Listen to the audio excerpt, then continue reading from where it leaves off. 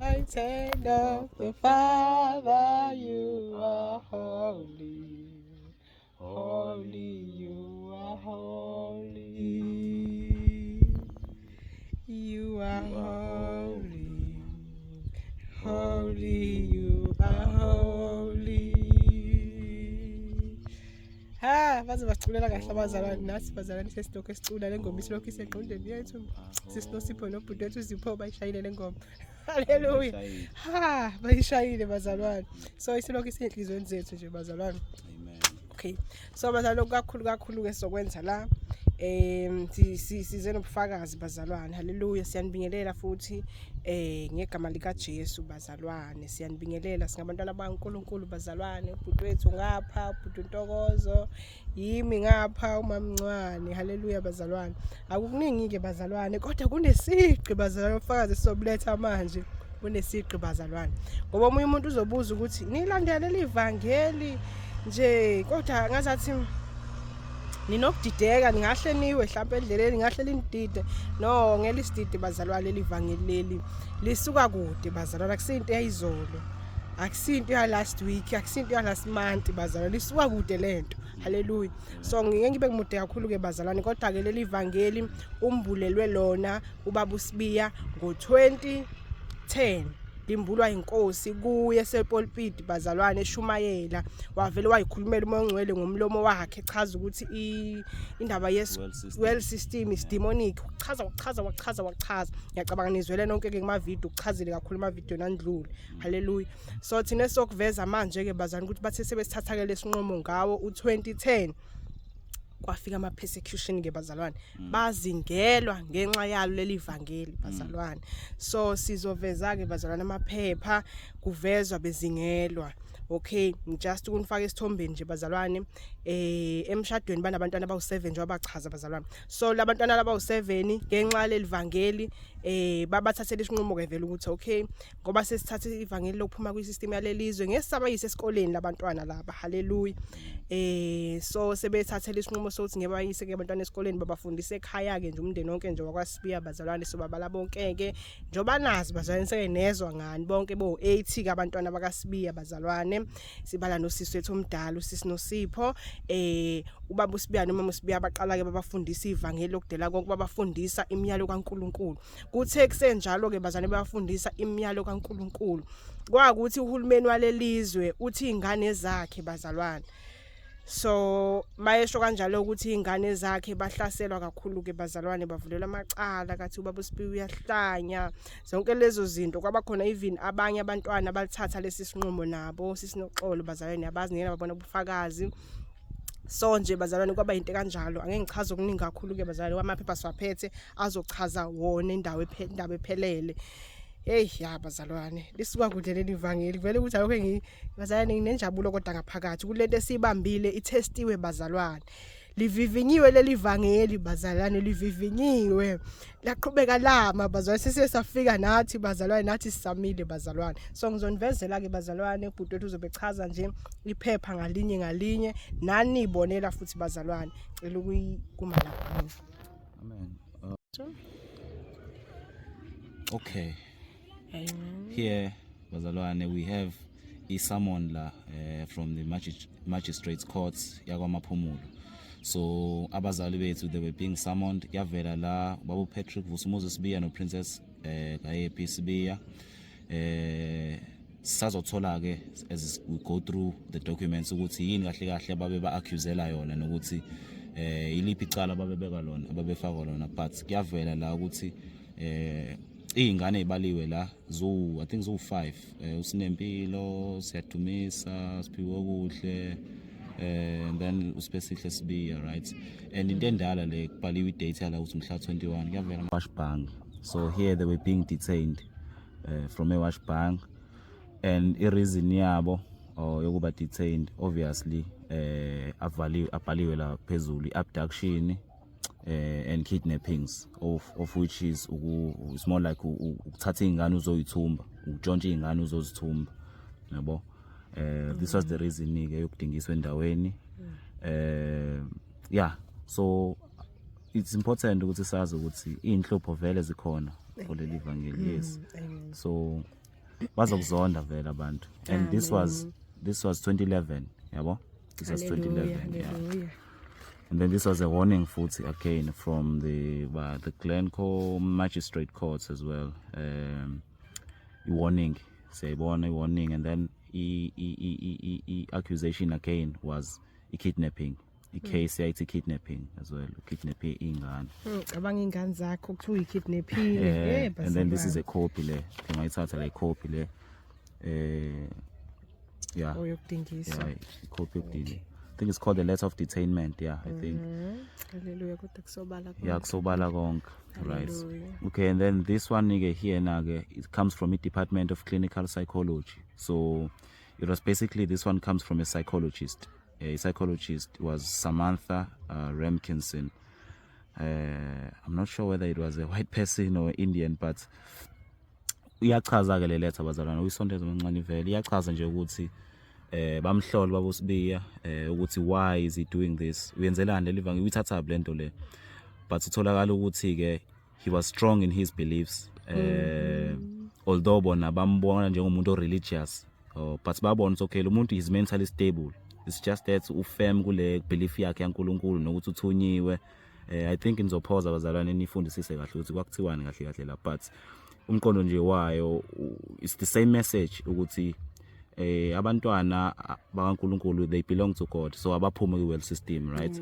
Bengafundi imfundo yaNkulunkulu, bengafundi imfundo yaSathane, befunde yaNkulunkulu. Hallelujah. Yeah, so bazama ke bazama, but at the last part nje kuyaveza ukuthi he appears to be mentally stable. So sibabona okay, he was mentally stable, but now the problem ukuthi ke he was very rigid in his thinking about religion, yabo. So babeyitshela ukuthi yena u-religious kakhulu, yabo, aka-understand u-religious, uthi u-religious aka-understand, kanti no, umsebenzi kaNkulunkulu. Hallelujah. Yo, then-ke awuyazi amaphephandaba awasali. Awasali. Nalana ke isigameke senzeka nalesi eWashbank kwaze kwafika ngisho intatheli ke kuyavela la. The time ingane ziyeka isikole, ezinye zayeka grade 11, grade 10, kuhluka ngama grade. Yeah, iphephandaba ke leli laliveza indaba ukuthi kwenzakalani kahle la. La ibeka kodwa bayibeka bona ngokwabo, right? Bayibeka ngendlela yabo, but it's not exactly what's happened. Siyawazi journalism bazalwana ukuthi njani. Kanesi ngithini busisiwe ngicabe ngithuka benzingela. Ngikhuluma konke amanga ngani ngenxa yegama lami. Ngokuba umvuzo wenu omkhulu ekhaya izulwini. Kwaze kwahlangana ngisho abazali. Because I think kuyona le elandelayo ile. Yeah, siyabona umphakathi la wahlangana umphakathi wakuleya ndawo Washbank. At that time kwangakabi i-theocracy networking embassy. Kwakusa igama layo kwakusayi umhlaba sovundileyo ministries, yeah. Hallelujah. So ke siyabona umphakathi usondezela kuyavela umphakathi la uzovukela yes awuzobavukela umphakathi antwethu lana umphakathi uzobavukela lana futhi bahlangana abazali beingane bathi hayi ingane zethu ngempela kwenzakalani la, because babebona ukuthi hey zi convinced, and akekho umuntu baba usibiye wamdonsa ngenkani, akekho umuntu baba wamdonsa ngenkani, wonke umuntu wayidecidela yena ukuthi hayi ngifuna ukuyofunda ngoNkulunkulu, ngiyasiyeka isikole sikaSathane ngiyofunda ngoNkulunkulu. Then kwasuka isiphithiphithi njengakuzenzo 19 ikhona le ndaba kwasuka isiphithiphithi. This is what happened here. Bazalwane usiyadumisa lona buka nje. Hallelujah, usiyadumisa mntwana kwasibiye emncane lasibona. Amen. And then cults siyazi kade sasibizwa ngama cults, sibizwa nge-cults. Cults prevents girls from going to school, right? Indaba efanayo bazalwane nale, it's just ibekwe ngesingisi la. Yeah, so yayisibizwa nge-cults lento le ukuthi kidnap ingane baliwe la 10 to 20 girls. Yabo suka kude kakhulu, yabo. Yeah, kuthiwa engathi wabamba abantu ninga esikoleni. Yabo engathi wadonsa abantu ngenkani. Kanti yena wandlulisa umlayezo umyalezo umuntu wayidecidela yena. Bazalwane uMongcwele wayikhulumela yena ngomlomo kaBaba uSibiya. Ingane zasatha isinqumo ethi ayiselandela livangeli. Kwaba inkinga ke. Nakho nalana kwakuveza ukuthi ingane zomfundisi uLindi inkosi uJesu, yabo azifundi ingane zomfundisi uLindi inkosi uJesu. So kwakuyilanga leli, yeah, ilanga leli ngoba 12 February 2012. Same story nakhona. Buku baba usamncane kanjani 37 years. Wayesana 37. So Yeah, ilokho bazalwane nje in summary isondeza khona bezoyizuma kahle be screenshots beyifundele kahle okay yathi stable. So othandeka babe khona la noXolo babe sebekhona already sebeyibambile le revelation sebehamba naye. Wayesana 18 years uthandeka. So kuyavela lana ukuthi abazali especially abazali benye ingane babekhala bethi hey uyekisa ingane baba bayamzonda yabo babemzonda nje basically uyazondwa vele for le live babe selemzonda ngoba naye bamzondile. So yeah yona ke ama news articles lawa ubufakazi babenzeka so lisuka kude elivangeli bazalwane kakhulu kude kakhulu naba ke laba besho ukuthi siba uPastor Sibiya udinga ukululekwa ngodokotela bengqondo shothi la babemthatha ngomuntu ongaphilile ke ekhanda la Sekumisela ekhanyeni phela ekhanyeni vele ibona ushuthi nje le part ibonakala le okay mina sikuyavela bhuti wami yes so ihaba lempilo le hawu wakwayibona apha into nje phela uzophila ngani hlezi bobuza nombuzo uzophila ngani moyekisa ingane isikole ingane isikole uyekisa ingane abantu imisebenzi bazalwane inkosi iya provide inkosi bazalwane mina yazi ngihlezi ngisho ukuthi levangeli bantwana nami ngalifica kudala kodwa bazalwane kodwa inkosi bazalwane biyazi yonke into inesikhathi sayo bazalwane linamandla leli vangeli bazalwane linamandla from 2010 bazalwane umndeni wakaSibiya wathola lo musa ukuthi lelivangeli lifikele kubo bazalwane inkosi yabapha amandla nesibindi sokuthi bahlale futhi benganyakazi kulo bazalwane saze safika zezinhlupho bandlule kuzo nje bazalwane bangadediseka cabanga nje uphuca umntwana ngiyakhumbula nje bengixoxela ukuthi labo kugcina bebephucwa khona waphucwa eneviki bathathwa eneviki umntwana wathathwa befuna ukuthi umuntu beshintshe leli vangeli ukuthi hayi manje leli vangeli lihlukanisa nabantwana bethu hayi ngeke siyashintsha manje sibuyele empilweni efanayo sibuyele emsebenzini ingane sayibuyisela ezikoleni baqhubeka bama bazalwane siyayibonga inkosi linamandla leli vangeli bazani lokho kukholwa ke bazalwane amakhulu ngokukholwa ukuthi masikholwa njengoAbraham masenza ukukholwa singabantwana bakaAbraham haleluya ngiyacabanga ngiyakhumbula bazalwane Abraham kuthiwe naye phuma ezweni lakhe okay ngifuna ukukhuluma ngale phasi kaIsaka kodwa uAbraham kufika isikhathi la okuthiwa akawunikela ngoIsaka kathiwa akwenza umhlatshelo ngoIsaka cabanga umntwana wesithembiso bazalwane akade emlindile ukuthi kumele athole umntwana kodwa uNkulunkulu usethi no lo mntwana lo hamba okwenza umhlatshela ngaye uAbraham akalokhanga eyalena le akahesitateanga bazalwane akalokhanga ebuza nkosikazi ngiyenze ngempela lento yazi uNkulunkulu usethi anginikele ngaye lo mntwana no wavele walithatha izwi laNkulunkulu linjengoba linjalo wahamba naye umntwana bazalwane so bazalwane lento leyasigcina into yokukholwa sigcinanga eBhayibhelini siyayibona kuyenzeka manje uNkulunkulu uthe mayikhuluma nayo baba uSibiya ukuthi akaphuma emsebenzini isystem yalelizwe ingeka sathane ichaza yonke lonto leyo walithatha lelo lizwi lelo le ubaba uSibiya wa resign ngoba isebenza ngalesa sikhathi uthe se resignile kubaba uSibiya bezalwane nabantwana bathi no ngeke ngisabayise esikoleni nabantwana ngisabakhokhela school fees into engizoyenza ke manje sengizobafundisa ngoJesu walithatha izwi laNkulunkulu linjengoba linjalo walenza uthe maselenza bezalwane waphuca abantwana ke njengoba beniyibonela into ebezenzayo waphuca abantwana waxoshwe washibhangi konke waxoxa bonke nomndeni wakhe kodwa waqhubeka wahamba bazalwane so bazalwane siyabonga ukuthi ivangeli liyaphila lihamba ngenyawo ke bazalwane izwi kaNkulunkulu liyaphila bazalwane asigcina ngifunda ngalo eBhayibhelini bazalwane this thing is so powerful lobu ufakazi bunamandla bazalwane busenza siqine even more bazalwane bazalwane siyabonga yazi inkosi bazalwane sibekela amaqhawe ngaphambili so buka ke la ama comments ke wabantu laba ne this is February 2012 ne so ubaba has been consistent nge message yakhe same message akazalishintshe nomesezingelo sephuca abantwana kuthi uyahlanya na kuyashiwo la babe comment abantu bethi inceke yaphaphalaza yabo ngalento yenzayo nango omunye la uthi hawu singamsoli abo babehluka abantu ngokwama comments ngokwama opinions but khona babemvikela khona babehambisana naye khona babemgxeka futhi bethi hayi lento ayikho lento le yabona nje le u22 le comment le yaphilani comment yasho uthi hayi ngihambisana naye mfundisi wami nami ngisindisiwe ngifisa ukukhuluma nawe ngine 13 years weminyaka yabo so kunabantu ababeyizwa lento but kunabantu ababengayizwa iningi nje kodwa la babegxeka upastor akafunda amavelo bemnika amavesi kuningi but into enginotisayo abantu abaningi basobe bengaqondi ma comment section nje sihlezi siwafunda ama comments abantu abaningi abaqondi ba responda ngokunga-understand yabo abafundisekile umuntu mase avela send ivesi asend kanti umuntu wemvelo vela understand okamoya uqonda ngomoya haleluya ya hiyo nje amawona icopy nale dithenwa eWashbank le edingiswa lapha endaweni yaseWashbank for kidnapping shothi ukuthumba ingane yena cabanga sho ingane zakhe njalo ukuthi uyithumbile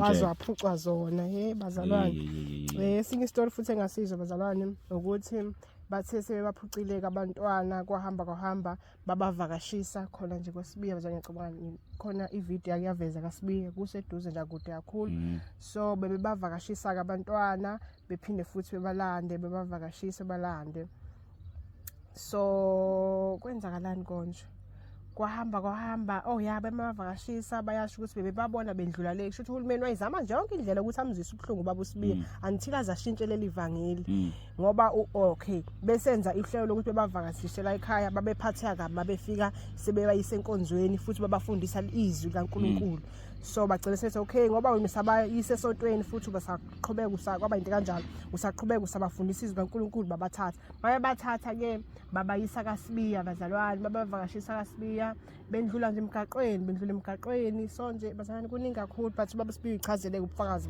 yena emavideo amaningi so nje into engizama ukuyiveza bazalwane ukuthi leli vangeli lilisiwe kakhulu uhulumeni walelizwe uzamile kakhulu usho ukuthi ngathini umbuso walelizwe uzamile kakhulu ukulwisana lo mbuso kaNkuluNkulu wokudela konke ukuphuma kwisystem yalelizwe uzamile ngezindlela eziningi phathe engikuthandayo esikuthandayo bazalwane ukuthi ubaba uSibiya ngamandla kaMoya oNgcwele uqhubekile walimela leli vangeli bazalwane cani ngixolele makhona engakubekanga kahle kodwa ke amaphepha lawa achaza konke bazalwane ama testimonies ukuze nizozwa kahle ningabuyela emumva lapho bechaza ubufakazi baba uSibiya nje bazalwane engikwaziyo nengithandayo kuleli vangeli namandla bazalwane futhi lisuka kude amen ya yokugcina ke vele le ya kwa social development le so ama social worker basically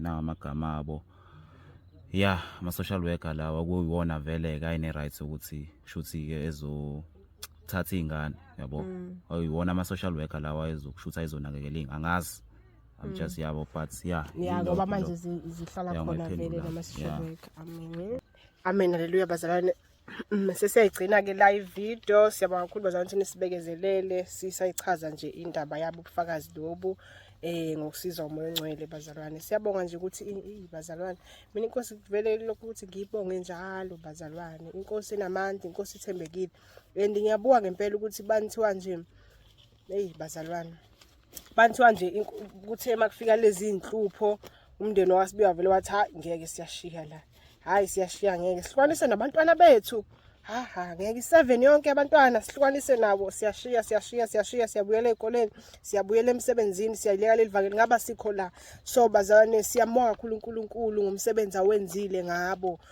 bazalwane siyibonga inkosi bazalwane siyibonga ubantu abamanga bazalwane bazalwane no aspraise bona bazalwane but praise uNkulunkulu osebenze ngabo osasebenza ngabo still manje namanje bazalwane bakashintshi basasho ukuthi iwell system ekaSathane so bazalwane yazi lento le ngenza ngivele ngiqine kakhulu unoma sekufika inhlupho engaka but nisamile evangelini likaKristu Jesu linjengoba linjalo ivangeli lombuso lokufuna umbuso nokulunga kaNkuluNkulu uqala athe ezwini lakhe mayiqhubeka ubuye kuyonezelele kakithi and kuyanezezeleka bazalwane ngiyibonga inkosi bazalwane ngiyibonga inkosi and bazalwane obamufakazi ufishane ke bazalwane thema ngifika la ekhaya bazalwane inkosi engiphile kamandla nami bazalwane nesibindi sokushiya umndeni wami ngemumva ngeza la ekhaya ke bazalwane so ngithe mangifika la ekhaya bazalwane ngathi mangizi testimony engichazela uma ukuthi hayi sithatheliwe nathi abantwana abawu7 ngathi ngikhala ukudlala kanti mangikhala nge2 7 yonke. So bazalwane ngiyayibonga inkosi. Ngakho konke sibonga inkosi bazalwane, iyona esipha amandla, iyona esipha isibindi sokuhlala singasuki kuyo. Ithembekile ikhathi zonke bazalwane. Siyabonga. Amen.